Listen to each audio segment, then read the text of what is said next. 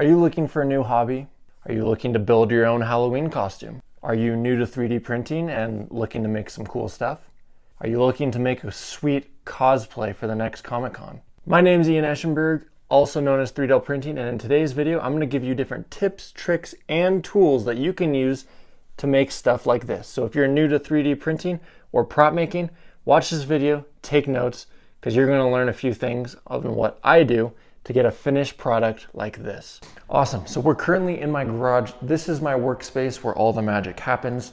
The first thing that you need to keep in mind when you get into prop making is how you're gonna build the object that you're gonna finish, paint, do all those things with. The first thing that many people do is 3D printing. As you can see here, I have my two Elegoo Neptune 3 Maxes. One thing to keep in mind is if you're gonna be making helmets, you're gonna want a build volume of 300 by 300 by 400 millimeters cubed or bigger. My first printer was a Creality CR10S, and since then I have upgraded to the Elegoo printers. Get a printer that's big enough for the object that you're gonna be making. And you've probably noticed, you see these big rolls of filament up top. They're actually 5 kilogram spools of filament, and the reason I use these, a helmet when you're printing will take about 600 to 1,200 grams, which is just over 1 kilogram. The standard PLA roll usually comes in 1 kilogram. So when you're making bigger objects like this, it's difficult because either you have to have a printer that has a sensor for when it runs out of filament, or you need to keep your eye on it and switch it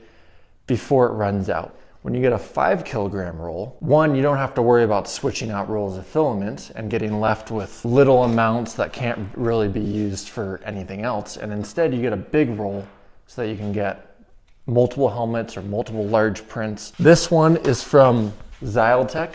If you get these, make sure to get their stand. If you're 3D printing and printing large objects, maybe consider getting a Texas-sized roll. You won't regret it. Another alternative to 3D printing, if you're creating objects that you're making multiple of, for example, helmets, rather than going through the process of printing, smoothing, removing supports, all those different things, an alternative to 3D printing is creating a mold. And as you can see, I've already created 30 different helmets from this mold alone. So essentially it's just a silicone glove on the inside with a hard shell on the outside. I have a video going over how I make these. It's just a lot easier if you're making many of the same prop. If you can determine a prop or item that you're going to be making many of, maybe skip 3D printing all of them. 3D print one, smooth it out, make a mold so that you can create multiple of that prop. Once you've determined what you're going to use for making the base prop, whether it be 3D printing, casting, or other means, you're going to need some good tools to clean up the props. So for 3D prints, you have to worry about removing supports. For casts, it's not as much cleanup, but you still need to trim and remove parts of the helmet to clean it up and make it look good. There are different tools that I use for this process.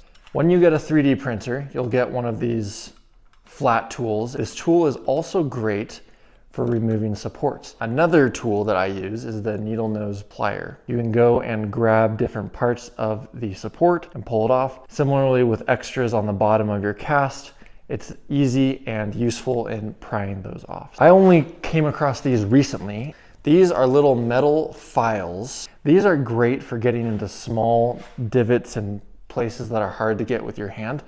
Another tool that I use, it's like a little scalpel. It rotates and it has a little sharp blade. On the bottoms of 3D prints, you'll just go and run it along and it will clean off leftover bits and smooth out edges and whatnot. Determine what tools work best for you.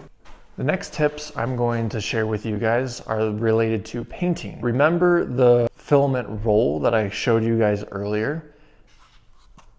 Don't throw those out. As you can see here, I've stacked some small 3D printed pieces and attachments. Why do I have them on this? These work great for painting because with smaller objects, if you need to move them immediately after, you can't just go and grab them. Painting on top of these rolls, it's easy to just grab the roll and then move it to wherever you need to put it. Empty rolls are great for that. What about helmets?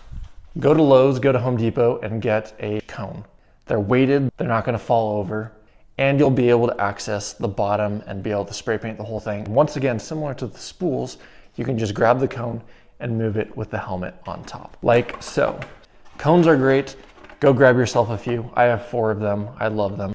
So if you live somewhere where you're trying to make props, but it's cold in the winter, it can be windy, it might be nice to have an indoor alternative. As you can see here, I have a Cool Grows tent. These are super well insulated, making them great for painting. Inside this tent in my garage, I have my own paint tent. And I can paint whatever. I have tubing that goes to outside. I turn on a little fan so it sucks out all the fumes and puts them outside.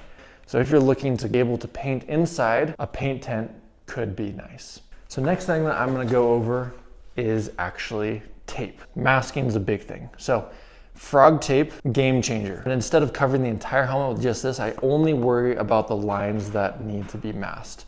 The rest is covered with this cheap multi-purpose tape. And to save some of that, I actually wrap as much of the helmet as I can in a plastic bag and just secure it with the multi-purpose tape, making it so I don't have to use tape for the entire helmet. That's for masking, but then also I use this stuff for weathering. Essentially what I'm gonna do is I'm gonna take just a strip of this tape and I'm gonna ball it up. And with that, after I've laid down the color on said helmet, so let's say hypothetically, I painted this like a blue or a red. I'm gonna wait like 10-15 minutes. It depends on the paint, but essentially you need it to be partially cured, and you're gonna take the ball and you're gonna roll it and dab it on different parts of the helmet. Maybe go for like the top edges and stuff, and that's gonna pull up some of the partially cured paint, exposing the white or silver underneath, giving it a chipped effect. Amongst prop makers, it's pretty common to use a Hobart welding face shield for the visor. You can get these off of Amazon. Using that for a visor works great.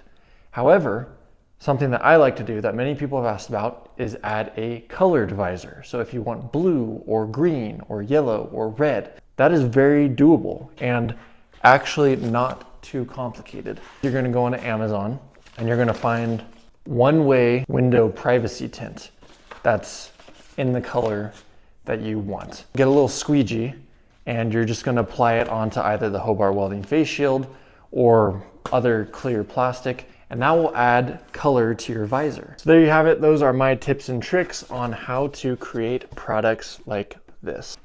Feel free to check out my other videos because they also go over in detail how I make stuff like this. Thanks for watching this video. Hope you're able to take something from this video to test or try out in your own prop making journey. I'd love to hear how it goes. If you guys have any tips or tricks that you use, please share them in the comments. I'd love to hear them. Good luck making your own props, and I'm excited to hear about the things you guys make. Thanks again, and I'll see you guys in the next video.